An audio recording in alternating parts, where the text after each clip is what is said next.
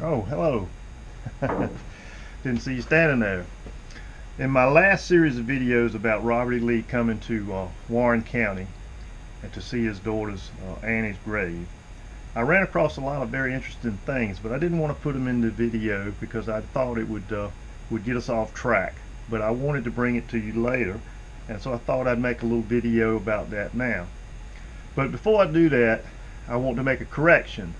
In my third video, when I was at the headstone for Annie Lee, I mentioned that her mother's name, I said in the video her middle name was Curtis. That's wrong. And my buddy Pete Davis, he caught it and he sent me a message. And he's absolutely right.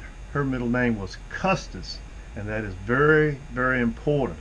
And the reason that the name Custis is so important because her father was George Washington Parke Custis, and she was Martha Washington's great-granddaughter.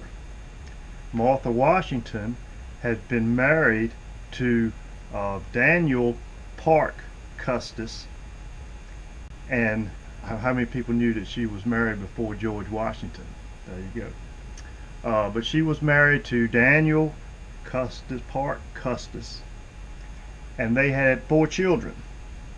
2 of the children died very young, and when Martha was 26 years old, her husband Daniel became sick and he passed away, leaving her a widow with 2 small children.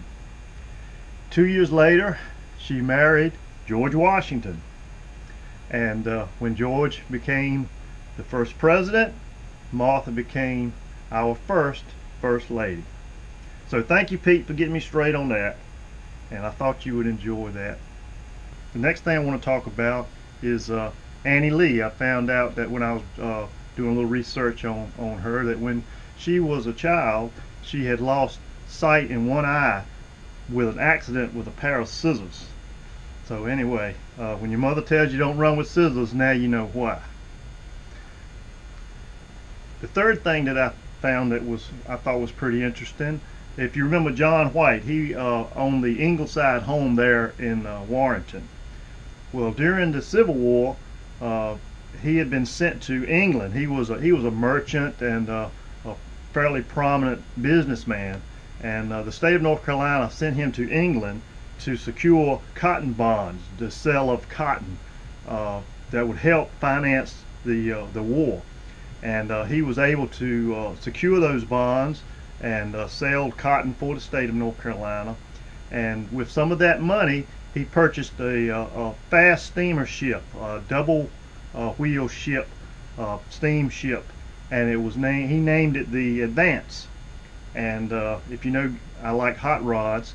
Well, Mr. White had 2 high-pressure boilers installed on the Advance, giving it more power, making it faster, and it was very successful. It made 11 trips to Nassau, carrying cotton and supplies, and until it was finally captured by the Union. It was eventually captured, but it was the most successful blockade running ship for North Carolina, and I thought you would find that a bit interesting as well. The last thing I want to leave you with is about 2 old trunks that were found in 2002 in a bank vault in the basement of a bank in Alexandria, Virginia. Those 2 trunks belong to Robert E. Lee's oldest daughter, Mary. She was named after her mother. But Mary Lee, the daughter, was a world traveler. I mean, she had been all over the world. I mean, you name it. I mean, Spain, Japan, India, all the countries of Europe. I mean, she pretty much spent a lot of her life traveling. Well, those 2 trunks belonged to her, and they were full of thousands of papers about her travels and letters from her father and from her sisters and brothers and all that. It was just full of information.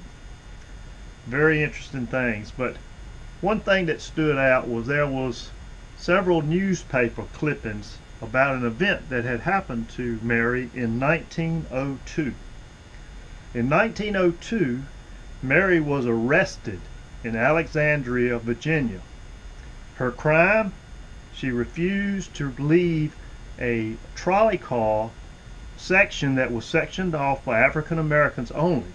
She had sat down in that section, and the conductor said, you can't stay here. This was during the Jim Crow laws, and he told her she had to move, and she refused. And she refused 2 times more, and they arrested her. The police came and arrested her. Once they found out who she was, they turned her loose. They released her, and there's really not much other information about it. Don't know whether she was making a big protest about the inequalities of the time, or whether she was just tired and didn't feel like getting up. She was a pretty strong-headed woman, I believe. But either way, she felt it was important enough to save newspaper clippings from the event and put it in her trunk. And they were clippings from all over the world, a lot of them actually congratulating her for standing up against what the world is seeing as an injustice. So I'll leave it at that, and I hope you enjoyed it, and as always, I thank you for watching.